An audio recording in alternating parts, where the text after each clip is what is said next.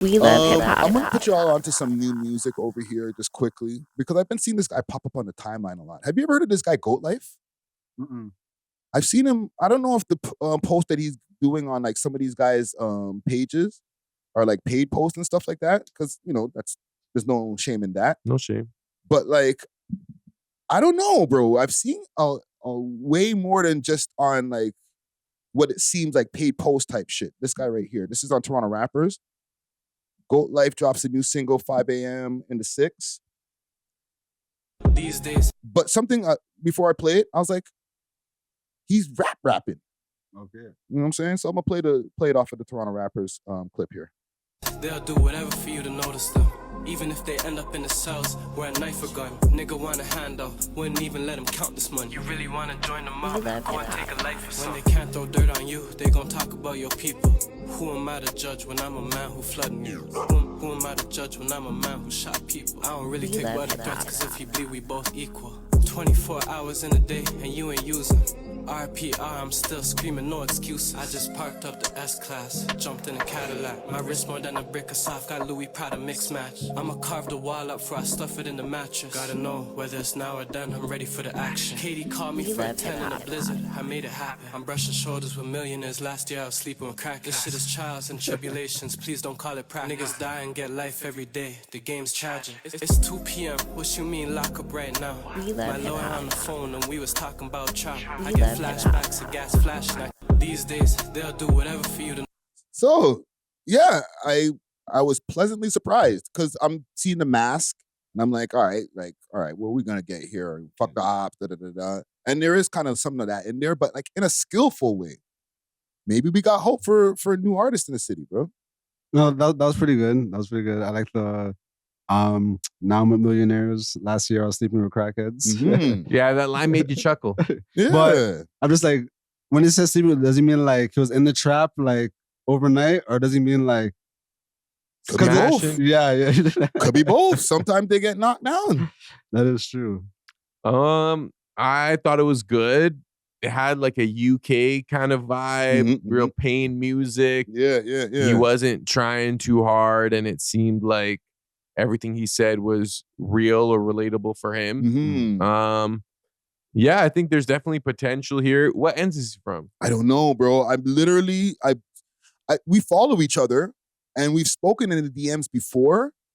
But I don't know. It was just like, we never really connected again. But I start seeing him on the timeline more and I'm like, oh, this guy's turning up. Because usually the DMs will be like, yo, I'm ready to do this. And I'm kind of like still watching the progress. But I think whatever he's been doing is working and the music's good.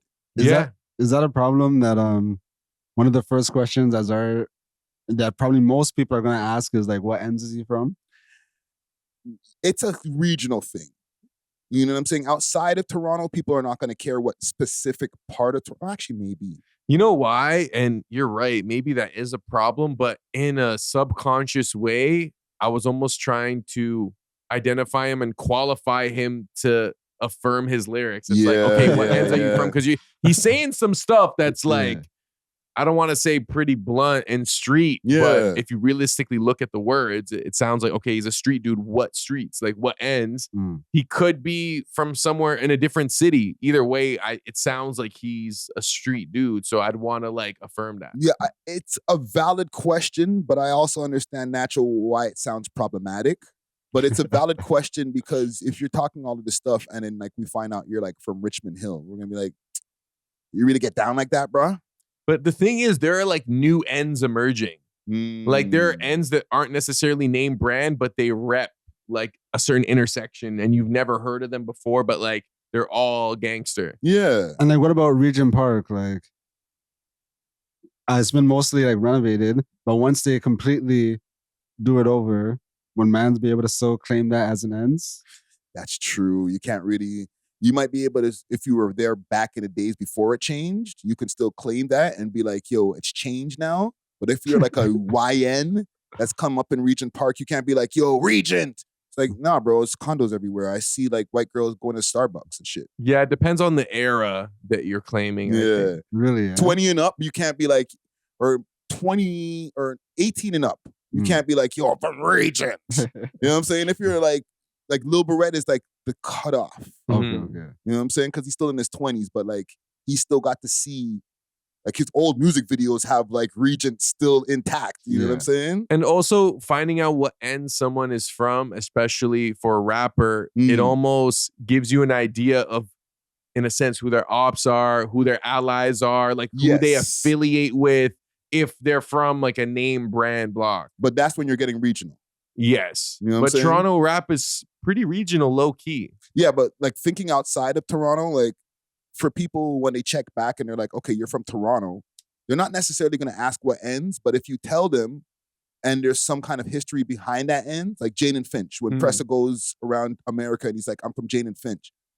Maybe not everybody knows what that is, but if they do a quick check, they'll be like, oh, you're from there? I heard about that. Or it's kind of crazy. I saw it in a YouTube video. But even that is a different level of casual, because if someone says, oh, I'm from Jane and Finch, if you're Mm. from Toronto, you're going to be like, from the north side or the south side? Like, yeah, that's you when know? you get regional. Yeah. Yeah, But I yeah. think that's kind of always been at the crux of Toronto rap is the regionalism.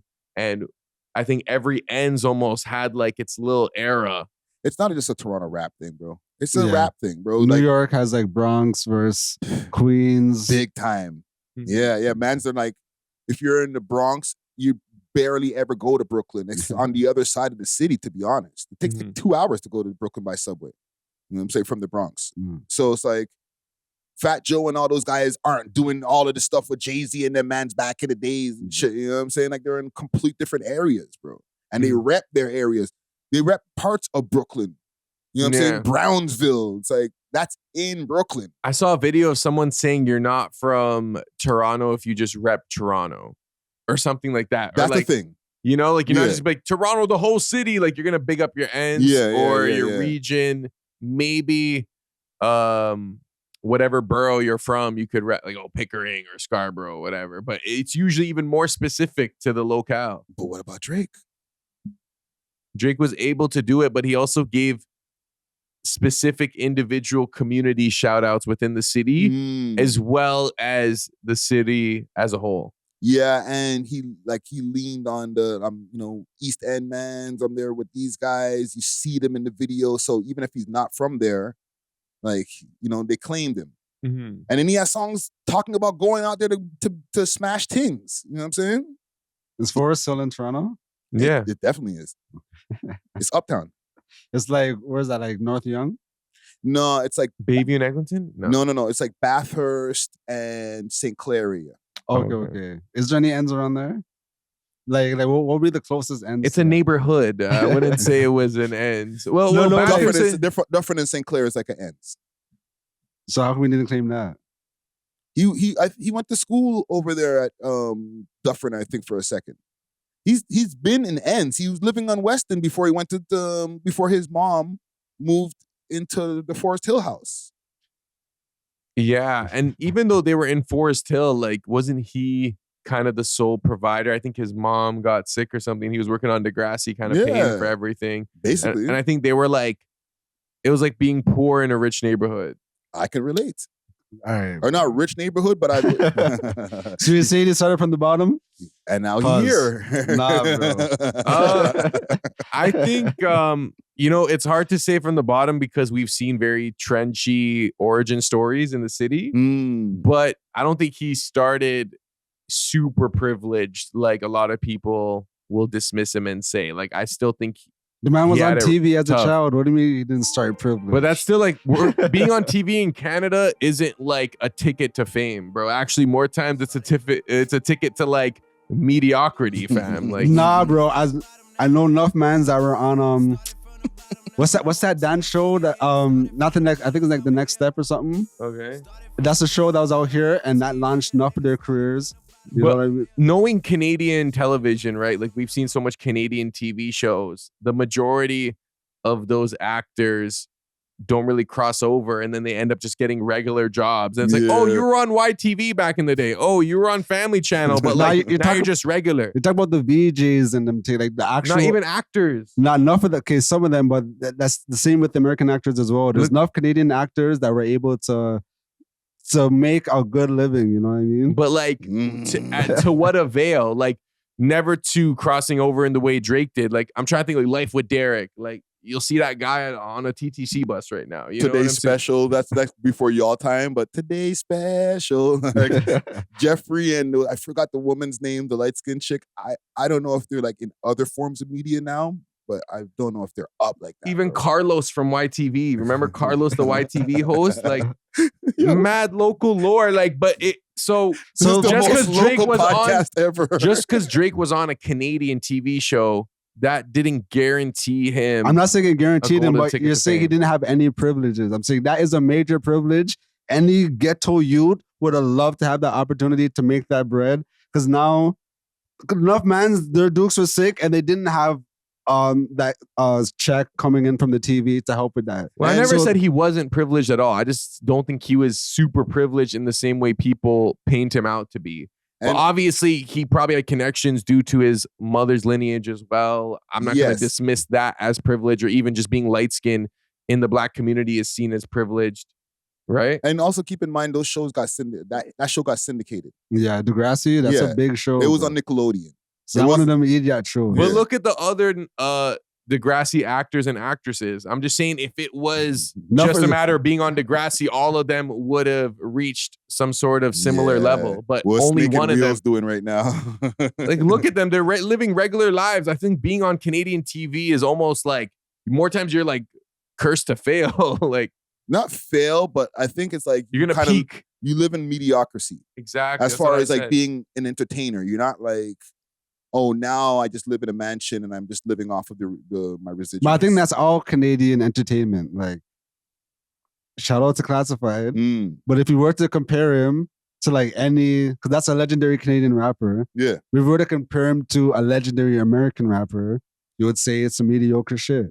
Well, he's got like a modest house, probably like a big modest house, you know what I'm saying? But not in a mansion, you know what I'm saying? And he lives in Nova Scotia, so the price of living is way cheaper than over here in Toronto. He has a sick studio. You could see it in his videos. Probably has a nice whip. Is able to do what he likes for work, but it's not that mega millionaire Yeah. status that Drake reached. I don't think But that's people just like who 'cause- started in Canada even get to that point unless you're like Jim Carrey, Mike Myers. Yeah. Like, what's Kenny and Spenny doing right now?